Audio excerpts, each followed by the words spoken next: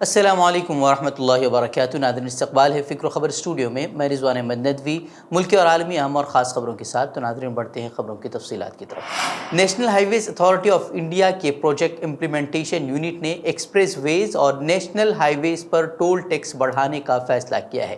اس کے تحت 1 اپریل سے NHAI ٹول کی شرح میں 5 سے 10% تک اضافہ کیا جا سکتا ہے۔ واضح ہے کہ اس وقت ایکسپریس وے پر ₹2.19 فی کلومیٹر کے حساب سے ٹول ٹیکس وصول کیا جا رہا ہے۔ اب اس میں 10% اضافہ کیا جائے گا۔ 25 مارچ تک تمام PIUs سے نظر ثانی شدہ ٹول نرخوں کے لیے تجاویز بھیجی جائیں گی۔ سڑک اور ٹرانسپورٹ کی وزارت کی منظوری کے بعد 1 اپریل سے ان پر عمل درآمد کا امکان ہے۔ کاروں اور ہلکی گاڑیوں کے ٹول کی شرح میں 5% اضافہ، جبکہ بھاری گاڑیوں کے ٹول ٹیکس میں 10% اضافہ کیا جا سکتا ہے۔ مہاراشٹر میں اورنگ آباد کا نام بدل کر چھترپتی سمبھاجی نگر کرنے کے خلاف آل انڈیا مجلس اتحاد المسلمین کے MP امتیاز جلیل کی غیر معینہ بھوک ہڑتال کا اتوار کو آج دوسرا دن ہے۔ ریاستی حکومت کے اس فیصلے کے خلاف امتیاز جلیل نے ہفتے سے ضلع کلکٹر آفس کے سامنے غیر معینہ بھوک ہڑتال کا آغاز کیا ہے۔ امتیاز جلیل کا کہنا ہے کہ وہ اورنگ آباد کے رکن اسمبلی تھے اور رہیں گے۔ انہوں نے کہا کہ میں اورنگ آباد میں ہی پیدا ہوا تھا اور یہیں پر مروں گا۔ دریا اسناد سینئر شیو سینا لیڈر چندرکانت کھیرے نے امتیاز جلیل پر شہر کا نام تبدیل کرنے کے نام پر سیاست کرنے کا الزام عائد کیا ہے۔ کیمبرج یونیورسٹی میں راہل گاندھی کے بیان کو لے کر کافی ہنگامہ چل رہا ہے اور BJP کی جانب سے ان پر الزام عائد کیا جا رہا ہے کہ انہوں نے بیرون ملک جا کر ہندوستان کو بدنام کیا ہے۔ وہی کانگریس کے سابق صدر اور رکن پارلیمنٹ راہل گاندھی نے وزیر اعظم نریندر مودی پر ایک بار پھر حملہ کیا ہے۔ انہوں نے BJP کے ہندوستان کو بدنام کرنے والے بیانات پر بھی جوابی حملہ کیا۔ انہوں نے کہا کہ مودی نے خود کہا ہے کہ پچھلے 60-70 سالوں میں ملک میں کچھ نہیں ہوا۔ انہوں نے یہ کہہ کر ہر ہندوستانی اور ان کے دادا دادی کی توہین کی ہے کہ ہندوستان نے ایک دور کھو دیا ہے، اور انہوں نے یہ سب کچھ غیر ملکی سرزمین پر ہی کہا ہے۔ اور کہ راہل گاندھی لندن میں انڈین جرنلسٹ ایسوسی ایشن کے پروگرام میں BJP کے ان الزامات کا جواب دے رہے تھے جس پہ ان پر ہندوستان کو بدنام کرنے کا الزام لگایا گیا ہے۔ راہل گاندھی نے یہ بھی کہا کہ RSS اور BJP کو شکست دینے کی ضرورت لوگوں کے ذہنوں میں اتر چکی ہے۔ جب راہل گاندھی سے پوچھا گیا کہ کیا آپ اگلے وزیر اعظم کے امیدوار ہوں گے، اس پر انہوں نے کہا کہ ابھی تک اس پر کوئی بات نہیں ہوئی ہے۔ مرکزی خیال وہ یہ ہے کہ BJP اور RSS کو شکست دینا ہے۔ انہوں نے واضح طور پر کہا کہ انہوں نے کیمبرج لیکچر میں کبھی کوئی غلط بات نہیں کہی ہے۔ انہوں نے کہا کہ BJP چیزوں کو توڑ مروڑنا پسند کرتی ہے۔ وہ عام آدمی پارٹی کے ممبران اسمبلی اور کارکنوں نے دہلی کے سابق نائب وزیر اعلیٰ منیش سسودیا کی رہائی کا مطالبہ کرتے ہوئے احتجاج درج کیا ہے۔ راجیہ سبھا کے رکن سنجے سنگھ نے اس دوران کہا کہ ہماری لڑائی سڑک سے پارلیمنٹ تک جاری رہے گی۔ انہوں نے کہا کہ ہم عدالت کا احترام کرتے ہیں۔ ساتھ ہی انہوں نے یہ بھی کہا کہ مرکز میں مودی حکومت کی آمریت اپنے عروج پر پہنچ چکی ہے۔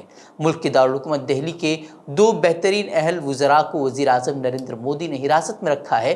انہوں نے کہا کہ لاکھوں بچوں کو بہترین تعلیم دینے والے سسودیا کو جیل میں ڈال دیا گیا ہے۔ جہاں اڈانی لاکھوں کروڑوں کے گھوٹالے کرتے ہیں، مودی ان کے جہاز میں گھوم رہے ہیں۔ یہ فرق ملک کا ہر شہری سمجھ رہا ہے۔ انہوں نے کہا کہ ان حرکتوں سے دہلی اور عام آدمی پارٹی کا کام رکنے والا نہیں ہے۔ بھارتیہ جنتا پارٹی پورے ملک میں تعلیم کو ختم کرنا چاہتی ہے۔ انہوں نے یہ الزام بھی عائد کیا ہے۔ اتر پردیش کے ضلع غازی پور کی رہائشی اور مختار انصاری کے قریبی کملیش سنگھ کے گھر کو اب بلڈوزر کے ذریعے منہدم کیا جا رہا ہے۔ پردھان نے کمرشل ٹیکس آفس سمیت 6 کرایہ داروں کو بھی نوٹس جاری کیے تھے جو پولن پور ریلوے کراسنگ کے قریب اس مکان میں کرایہ دار تھے۔ بتا دیں کہ گزشتہ جمعے کو MLA عباس انصاری اور عمر انصاری کی 2 منزلہ عمارت کو بھی بلڈوزر کے ذریعے منہدم کر دیا گیا ہے۔ اس دوران موقع پر 3 تھانوں کی فورسز سمیت ایک کمپنی PAC کی موجودگی میں جہانگیر آباد میں واقع عباس انصاری کے مکان کو گزشتہ دنوں منہدم کر دیا گیا تھا۔ بتا دیں کہ گزشتہ دنوں UP کے وزیر اعلیٰ یوگی آدتیہ ناتھ نے اسمبلی میں بیان دیا تھا کہ وہ مافیاؤں کو مٹی میں ملا دیں گے۔ حالانکہ مافیاؤں سے ان کی مراد کیا تھی وہ بات سمجھ میں نہیں آئی، لیکن جس طرح کی کارروائی کی جا رہی ہے تو اس سے صاف نظر آ رہا ہے کہ کارروائی جو ہے مسلم رہنماؤں کے خلاف ہی زیادہ تر کی جا رہی ہے۔ وہی MP MLA کورٹ کی جانب سے سمن جاری ہونے کے باوجود عدالت میں پیش نہ ہونے کی وجہ سے اعظم خان کے قریبی چمروا کے رکن اسمبلی نصیر احمد خان سمیت 5 افراد کے خلاف ضمانتی وارنٹ جاری کر دیا گیا ہے۔ عدالت نے اعظم خان کے بڑے بیٹے ادیب اعظم خان اور بہن نکھت اخلاق کو دوبارہ سمن جاری کیا ہے۔ وہیں دوسری جانب عدالت نے اعظم خان، عبداللہ اعظم، تزین فاطمہ سمیت 5 افراد کی حاضری کی معافی منظور کر لی ہے۔ اس کے ساتھ ہی عدالت نے دشمن جائیداد کیس کی اگلی سماعت کے لیے 14 مارچ کی تاریخ مقرر کی ہے۔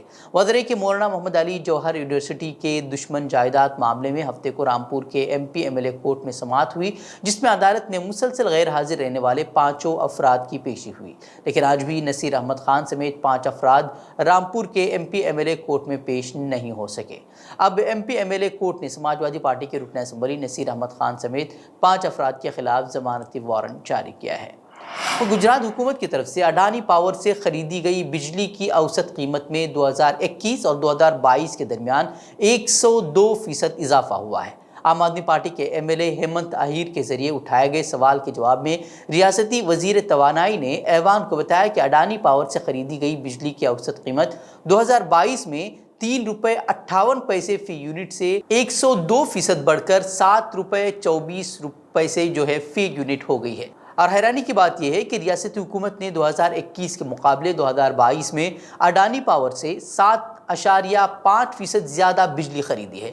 2 سال کی مدت کے دوران گجرات حکومت نے 1 سال پہلے 5,587 ملین یونٹ سے 2022 میں 6,007 ملین یونٹ بجلی خریدی ہے، اور اس وقت میں حکومت نے اڈانی پاور کو 8,160 کروڑ روپے ادا کیے ہیں، جس میں مقررہ چارجز اور بجلی کی فی یونٹ قیمت بھی شامل ہے۔ یہ اس حقیقت کے باوجود ہے کہ 2007 میں جب اڈانی پاور کی طرف سے لگائی گئی بولیوں نے کمپنی کو 25 سال کے لیے 2 روپے 89 پیسے اور 2 روپے 35 روپے فی یونٹ کے درمیان ہی بجلی فروخت کرنے کی اجازت ان کو دی گئی تھی، لیکن اس کے باوجود اب وہ قیمتیں 102% وہ بڑھ گئی ہیں۔ بیلاروس کی عدالت نے نوبل انعام یافتہ انسانی حقوق کے کارکن ایلس کو 10 سال قید کی سزا سنائی ہے۔ حالانکہ نوبل انعام یافتہ انسانی حقوق کے کارکن کا کہنا ہے کہ انہیں سیاسی وجوہات پر سزا سنائی گئی ہے۔ اس حوالے سے جلا وطن بیلاروسی اپوزیشن لیڈر نے کہا کہ ایلس اور اسی مقدمے میں سزا پانے والے دیگر کارکنوں کو غیر منصفانہ طور پر سزا سنائی گئی ہے اور یہ فیصلہ خوفناک ہے۔ انہوں نے ٹویٹر پر کہا کہ ہمیں اس شرمناک ناانصافی کے خلاف لڑنے اور انہیں آزاد کرنے کے لیے سب کچھ کرنا چاہیے۔ وہیں بیلاروس کی سرکاری خبر رسائی ایجنسی نے ایلس کو ملنے والی سزا کی تصدیق کی ہے۔ اقوام متحدہ کے سیکریٹری جنرل انتونیو گتریس نے امیر ممالک کی جانب سے غریب ملکوں پر دباؤ ڈالے جانے کی شدید الفاظ میں مذمت کرتے ہوئے کہا ہے کہ امیر ممالک غریب ملکوں کو شیطانی حربوں سے تنگ کر رہے ہیں۔ قطر میں ہفتے کے روز اقوام متحدہ کی جانب سے منعقد ہونے والی کم ترقی یافتہ کے حوالے سے ہونے والے سمٹ میں خطاب کرتے ہوئے انتونیو گتریس نے کہا کہ امیر ممالک شرح سود میں اضافے کے لیے ترقی پذیر اور غریب ممالک پر دباؤ ڈال رہے ہیں۔ ان کا یہ اقدام قابل مذمت ہے۔ سیکریٹری جنرل نے کہا کہ غریب ریاستیں غربت کے بدترین دور سے گزر رہی ہیں، اس کے باوجود بھی امیر ممالک کا رویہ درست نہیں ہو رہا۔ انہوں نے کہا کہ ایسا محسوس ہوتا ہے کہ امیر ممالک نے صرف اپنے فائدے کے لیے عالمی مالیاتی نظام کو ڈیزائن کیا ہے۔ تو ناظرین، یہ تھی خبریں۔ مزید خبروں کے لیے آپ ہمارے ویب سائٹ www.fikrkhabar.com کی طرف کر سکتے ہیں۔ ویڈیوز کے لیے ہمارے یوٹیوب چینل کو سبسکرائب کریں۔ تو ناظرین، اجازت دیں۔ السلام علیکم ورحمۃ اللہ وبرکاتہ۔